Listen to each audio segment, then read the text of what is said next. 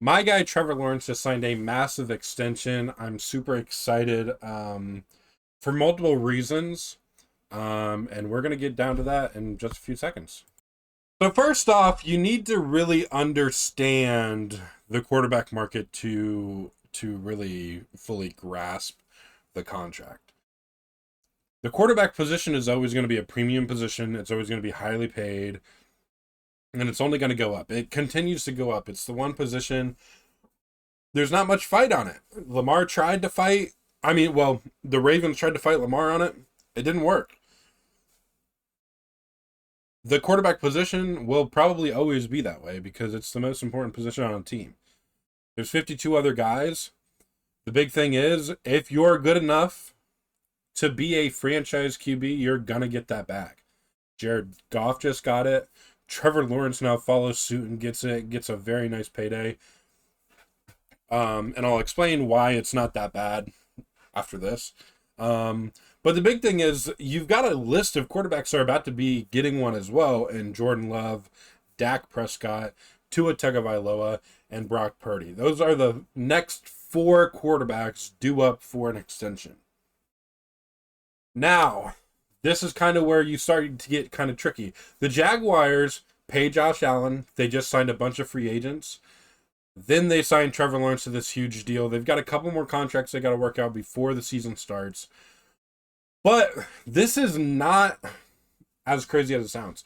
This 5-year deal locks Trevor up for 7 years. He still has his fourth year of his rookie contract, and they picked up his 5th-year option. So it's an extension. So really, when you look at the totality of how long he's going to be a Jaguar, it is not $55 million per year. It's $43 million per year, which puts him outside of the top 10 paid quarterbacks. Now, granted, that 5-year extension is the bulk of it, so let's look at that. He is now tied with Joe Burrow as the highest paid player in the NFL. Again, I listed names that will either tie him or break him when it comes to money owed. Tua will sign for $55 million, around that area. It might be slightly less, it might be slightly more, but it's going to be in that area. Then you've got Jordan Love, who I think will surpass Trevor Lawrence. He had a lot of time to sit. They've had a lot of time to watch him. They know exactly what they have with him. Jordan Love, I think, will break that number by a little bit. And then Dak Prescott, I think Dak Prescott has potential to hit 60. And before you come down my throat, there's things that come into play when it comes to Dak Prescott's, specifically Dak Prescott. Dak is on a deal already, and it's the last year of his deal. Dak Prescott has a no trade clause, which means they have this season to work it out. However, he will be one of the first QBs, barring no injury, that's coming out of a season where he's probably going to throw for 4,000, 4,500 yards, somewhere in there. He has a pretty good resume and no major injuries the past few years. He has had major injuries in the past, but not anything significant now. He's going to be a quarterback to hit the market that on a level of play that has not hit the market in a long time. You could argue Kirk Cousins, but Kirk Cousins is coming off a major injury and is older than Dak Prescott. So that's, like I said, that's a different situation. Dak Prescott, teams pay for quarterbacks. All right, you watched it when the Jets were struggling without Aaron Rodgers, and they're like, hey, we'll do whatever. Get him over here. You watched Patrick Mahomes and the Chiefs. They finally got the quarterback they wanted. What did they do? They lock him up for 10 years and a brilliant contract structure because they can, the longer you have him, the more you can restructure, which is awesome. Which is another reason I think that Trevor's deal is so good, because they have a lot of time to restructure him. Teams will do a lot. Look at what the Broncos did to try to get Russell Wilson. It's just something teams that do not have quarterbacks are willing to do whatever it takes to get one. The Rams, look at what they gave up for Matthew Stafford. Look at what the Ravens ended up having to do for Lamar. Look at what the Bengals did for Joe Burrow. Look at what the Giants did for Daniel Jones. Like, that's the thing. Granted, I don't think Daniel Jones is that great. I don't think he's a franchise guy, but the Giants thought he was, and look at what they were willing to do. And that is why this is so important for the Jaguars. The Jaguars, before Trevor Lawrence had the first overall pick, have had one winning season since like 2008. And you think it's bizarre that they overpaid? They didn't overpay for one, but that's what everybody's saying, so we'll stick with that narrative. They think that he's overpaid when the Jaguars have had back-to-back winning seasons for the first time since like 2004, or maybe it was 2007, like in that range. What am I missing? The Jaguars have not made the playoffs since 2017, and before that, it was a decade before they made the playoffs. They were 3-win, 4-win teams from that stretch from the mid-2000s to 2017. They were averaging 3 wins a season.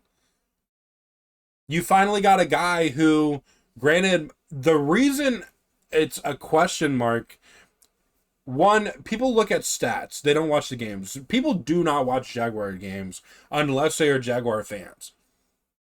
They watch the stats and they watch the box score, and they let that be the narrative on how they think the Jags should operate. Trevor Lawrence has had some fumbling issues. Some his fault, some not his fault. I have a tape, which I have ready for after this segment of the video. It's going to give me copyright strike. I don't care. Trevor Lawrence has never been surrounded with good enough talent to actually see what he's made of. You've watched him have you've watched him have players have career years with him as their quarterback. Christian Kirk, career year. Evan Ingram. Who the hell thought Evan Ingram was going to be any good? And granted, I love Evan Ingram. But who the hell thought Evan Ingram was going to do what he's doing right now? He was wrote off by the Giants. He was going to be wrote off by half the league. Christian Kirk, same way. They were like, he's not a number one. Why the hell are you paying him so much? We got some talent around Trevor Lawrence, and they all have career years. Zay Jones had crazy good numbers. Marvin Jones had good numbers as a third wide receiver. Look at guys that he had as a rookie who are not even in the league anymore.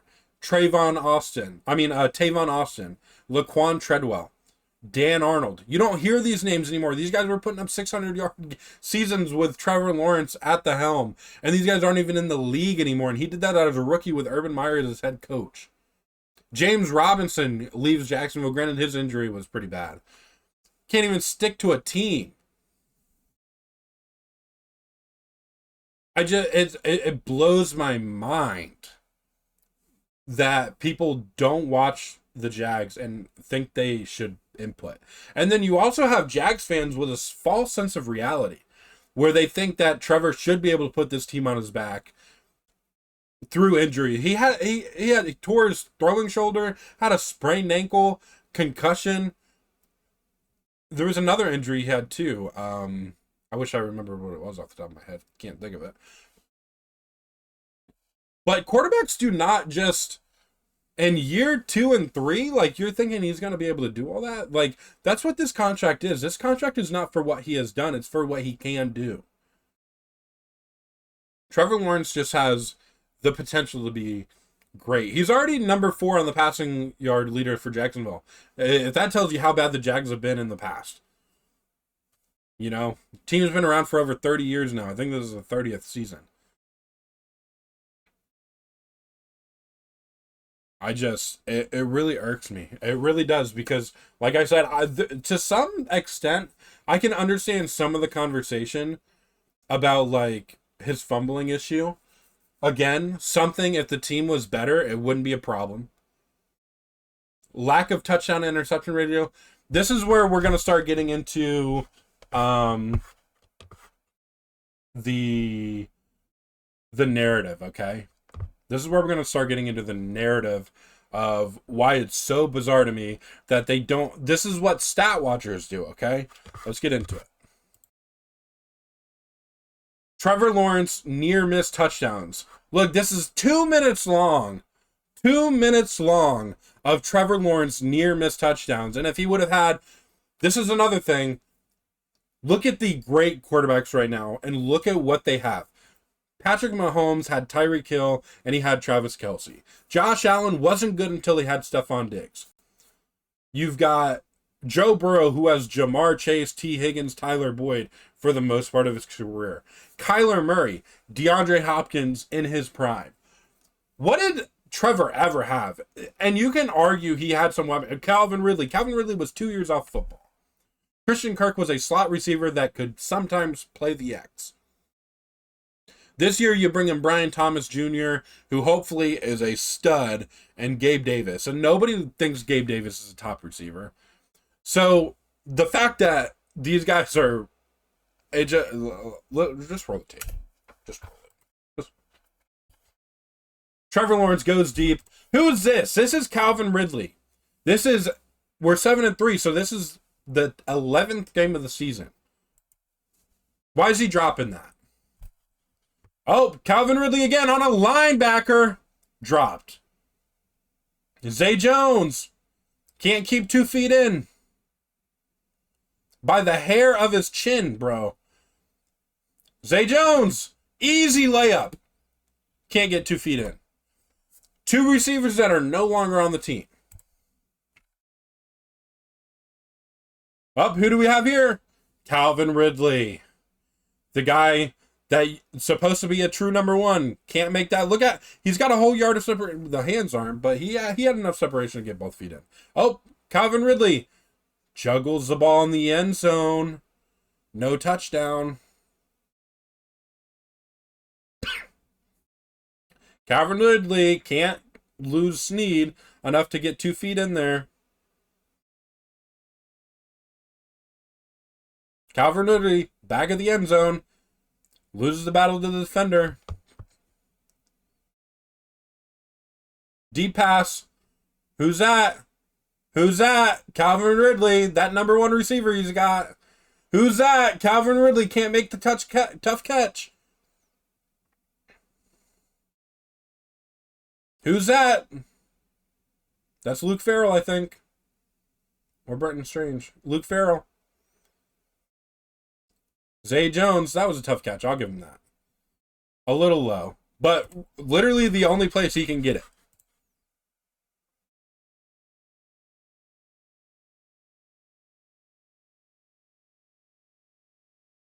Evan Ingram drops that one. Layups. Top receivers make these throws and catches. Back of the end zone, can't grab it.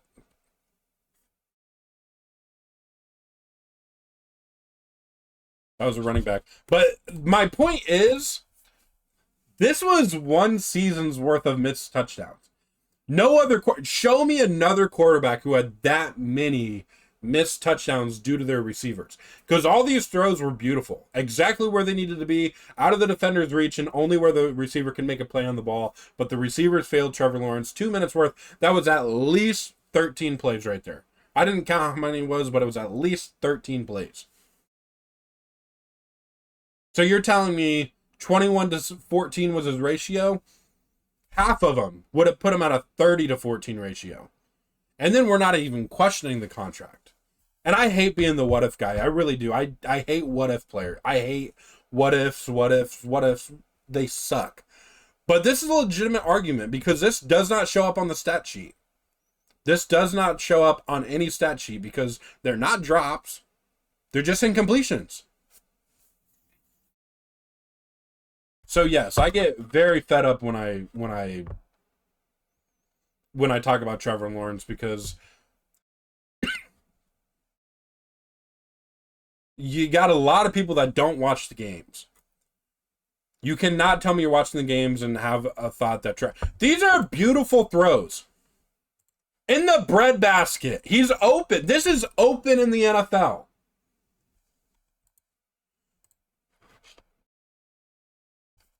What's the excuse? I really believe Brian Thomas Jr. This is on a linebacker. Just drops it. Concentration drops. Doesn't get too... It's just bizarre to me. It blows my mind. that people think that Trevor is surrounded by talent. Christian Kirk is the only solid receiver other than Evan Ingram they're solid. They're A- B+ players. He doesn't have a Diggs. He doesn't have a Tyreek Hill. He doesn't have an A.J. Brown. Jalen Hurts has an A.J. Brown. Receiver. Name a quarterback that's in the top 10 that does not have a good wide receiver. You can't. You literally cannot. Brock Purdy has Brandon Ayuk and Deebo Samuel. Two players that are going to be top 10 wide receivers and payment. And George Kittle. Jared Goff, Amon-Ra St. Brown, Sam Laporta. Matthew Stafford has Cooper Kupp and Puka. You could argue Lamar, but Lamar's greatest attribute is not even his arm, it's his legs. And even he has Mark Andrews when he's healthy, of course. And Zay Flowers has come about himself too. So top players have top receiving talent. You cannot physically do it by yourself, and Trevor has had to do it by himself pretty much. So with that being said, we're going to end it there because, like I said, I could talk about this for a long time. I'm finally glad that the Jags have a franchise QB. Finally glad.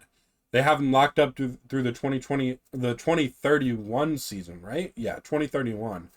And I can't be I really can't be happier. So, thank you guys for watching. Thank you guys so much for watching. We will probably do a shorter video next time, but I had to get that off my chest, man. Trevor's my guy. I've enjoyed him a Jaguar. Of course, I've had some frustrating moments with him, but the last thing I'll say about him, when it comes to consistency, not consistent, whatever, you have to actually prove he's not good.